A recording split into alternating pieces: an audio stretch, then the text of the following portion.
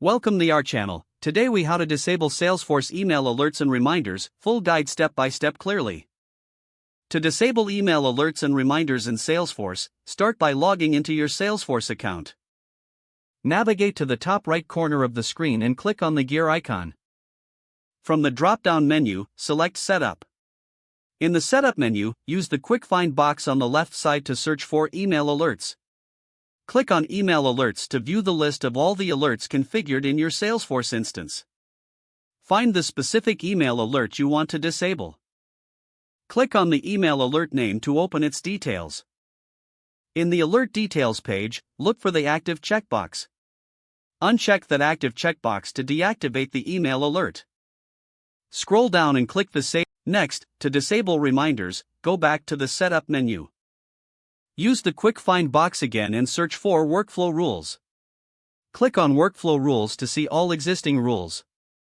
Identify any rules associated with reminders that you wish to deactivate. Open the workflow rule by clicking its name. On the Workflow Rule page, find the Active checkbox. Uncheck that Active checkbox to disable the workflow rule. Scroll down and click the Save button to make the changes effective. Finally, if you have any scheduled flows, you may want to navigate back to the Setup menu. Search for flows in the Quick Find box.